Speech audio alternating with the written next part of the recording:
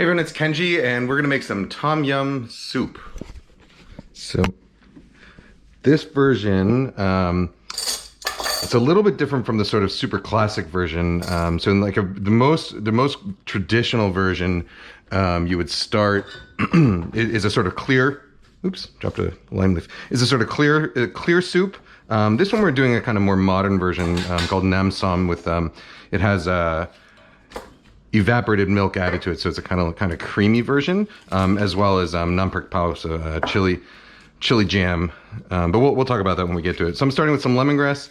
This is a super simple soup, really fast, really easy. The only slightly difficult part about it is sourcing the ingredients, and there's not really any replacement for some of these ingredients. So those ingredients are lemongrass, which is what I'm working with here, lime leaf, or makrut lime leaf, excuse me, and galangal. So those three ingredients, I'll talk about them as I go. But so lemongrass, you want to peel off the outer layers because they're always kind of tough and sometimes a little bit dirty. And in a dish like this, the toughness doesn't matter so much because we're not actually going to be eating any of the lemongrass, but I like to cut it down to the sort of cleaner inner layers like that. This one, very simple. We're just going to cut it into lengths like this. It's going to go straight into this water on the wok, a couple cups of water, a few cups. You could use chicken broth if you want. I'm actually just going to use this powdered chicken bouillon because I don't have chicken broth with me. But if you make a really sort of simple boiled chicken broth, just take chicken bones, boil them. You don't really need to add any aromatics at all as your soup base. That'll make a really nice soup base for this. But there's so many other flavors in here that even powdered chicken bouillon like that will do, or just plain water if you prefer. So now we're going to take our lime leaf. So these are makrut lime leaves. You can find them fresh in most Asian markets, especially if you have a Southeast Asian market. We're just going to tear them off like this. They have a really nice floral, citrusy aroma. If you can't find this kind of lime leaf, actually, this is the one ingredient that does have a slight replacement. You can go, if you're a supermarket, like if you have a fancy supermarket that sells during citrus season, that sells like tangerines with, or oranges with the leaves still on, or if you happen to have like an orange or tangerine or clementine tree in your backyard or something, those leaves will work for this. They have a slightly different aroma, but I found they actually work pretty well. So tear off those central stems like that, rough chop, or just rough tear by hand, and then those go straight in also. Galangal, so this is the one that there's really no replacement at all. It's not similar to ginger. Ginger has a kind of spicy flavor, whereas galangal doesn't. It has a kind of sweeter aroma to it. You can find this frozen. Oftentimes, if you don't have like an Asian supermarket with really good fresh ingredients, you can often find it frozen. Dried, it's not really good. So honestly, this is one of those soups where unless you can find these ingredients fresh or frozen, I would recommend a different recipe. 6 or 7 slices, thin slices like that, straight in. Not all recipes include a tomato, but I like including it in mine, so I'm going to. Just a single tomato. So really, like what we're doing is we're making essentially like an herb tea. That's like sort of what the soup is that we then season. So we're gonna basically infuse that broth with those aromatics, and then we're gonna, well, if you want, you can strain them out, but typically it's served with all the stuff still in it, and you just kind of learn to eat around it. So diced up tomato. And it goes. I got that over high heat. I'm just going to bring it up to a boil right now. And then mushrooms. You can use oyster mushrooms, shiitake. These I'm just using straight up white button mushrooms. You can also use canned straw mushrooms, are a really good and common choice here. I'm just going to cut them into these kind of bite-sized wedges. So you see what I'm doing? So I trimmed off the kind of dirty part. I did that earlier. Trimmed off the dirty part of the stems. Cut them in half, cut side down, and then just kind of cut radially. Like that.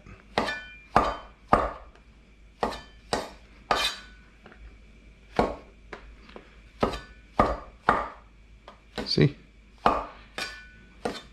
Easy.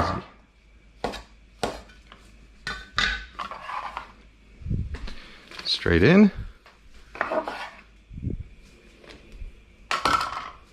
I'm going to add actually a chili to here also. These Thai chilies. So the simplest version of this soup, you would just add straight up, crushed Thai chilies like these. In the version that I'm making here, I'm also going to add some of this chili jam. But you don't need to have the chili jam. You can just use fresh Thai chilies like this, or any kind of sort of fresh red chili. So these ones are going to just go to flavor the soup. So I'm just going to kind of split them in half to expose some of those seeds and such. As many or as few as you like. They are hot, so just beware of that.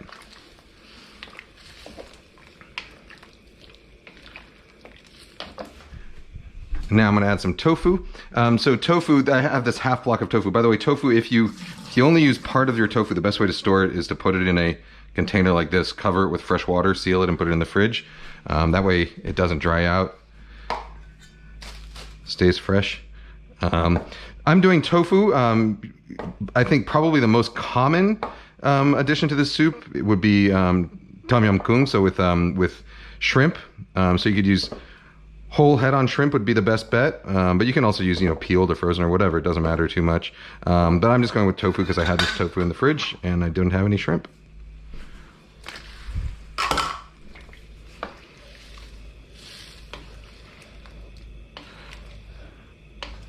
All right, so it has again, sort of these classic Thai flavors. Hot, sour. We're gonna add. I don't have a lime. I would normally add lime, but I only have a lemon, so this lemon will go in at the very end. Hot, sour, salty and pungent from the fish sauce. So about a quarter cup or so of fish sauce is going in here.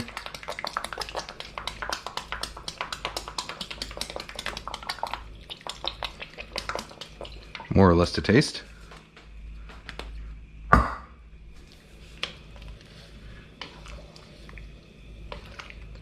And then finally this namprik pao. So this is chili jam. It's made with caramelized shallots and chilies and shrimp paste and oil. So it's actually not particularly, it's called chili jam and it sounds hot, but it looks hot because it's dark red like that. It's not particularly hot though. It's kind of got this sort of sweet heat and plenty of that sort of shrimpy flavor, shrimp paste flavor, which I really love. This is kind of one of those, keep it in your fridge and it's like instant flavor bomb. If you want like a really flavorful dinner without doing too much work.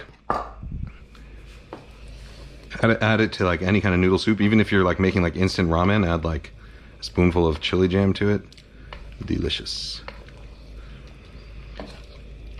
So for like a real classic clear style tom yum soup, this is essentially done. We would just add our citrus to it, and you could let it simmer a little longer so the mushrooms cook.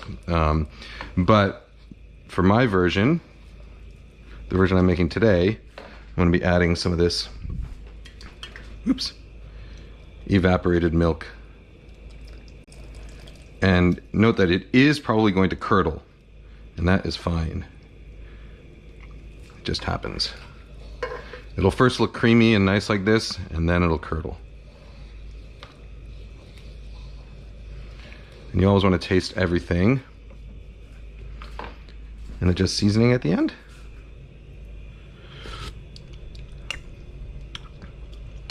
Plenty salty. Not too hot.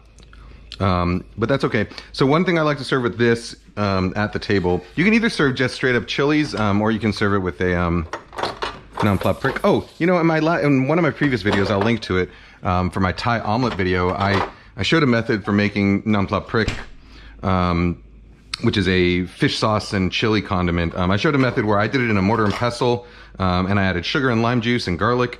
I think I kind of misrepresented the condiment there because people were like, oh, that's not how typical non-plop prick is made. So the most simple non-plop prick is just this, and I usually keep jars of both of these in my fridge, but it's just this, which is sliced Thai chilies with fish sauce. So that's just kind of hot and pungent. That's a really good table condiment. The version I made is sort of more similar to what you would get at like a a restaurant like a Thai restaurant in the U.S. where you have this kind of sweet and sour, not too spicy chili sauce. You know, either one I think is great. And, you know, naan pla prik is one of those things where everybody makes it a little bit different. And the sweetness level and the acidity level, it's all sort of based on your own personal preference. So I like to keep both, one that's kind of sweet and sour, and one that's just straight up fish sauce and chilies. For this soup, I like to serve it with some of this one that's just fish sauce and chilies because I like to sort of, well, I don't think sweetness really fits in this soup that well. And I like people to be able to kind of adjust the pungency, the heat, and the fish sauce level at the table. So I serve it with some of that other, you know, straight up more simple naan pla prik. All right, we're pretty much done. Now I'm just going to add my citrus. If I had limes again, I would use those, but I don't, so I'm using lemon.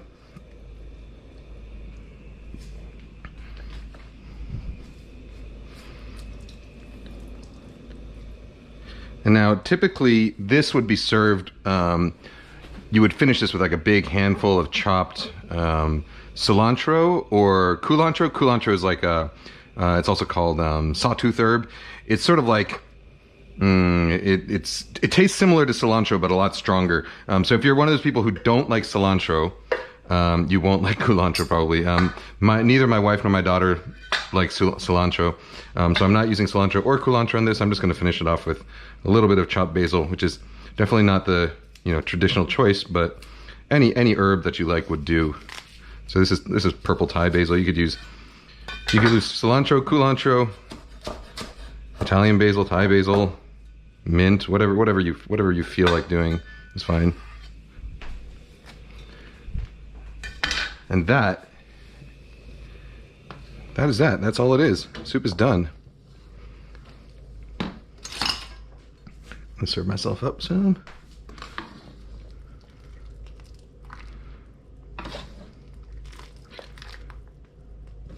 Isn't that easy?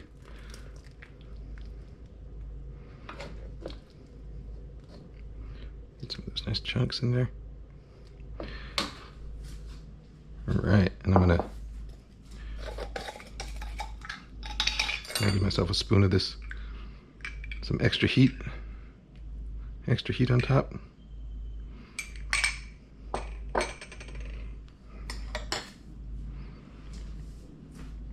And there we go.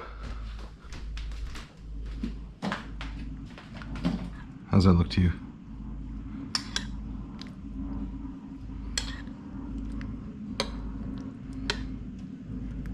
I think it looks great. All right, how's it taste?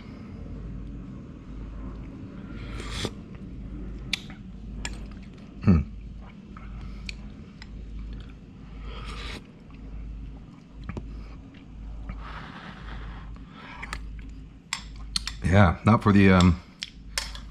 for people who like subtle flavors in their food. It's yeah, tom yum soup is intense, like a circus. All right, my wife is out walking the dog, so they're not going to get any today. But I will see you next time, guys, gals, non-binary pals. Bye bye.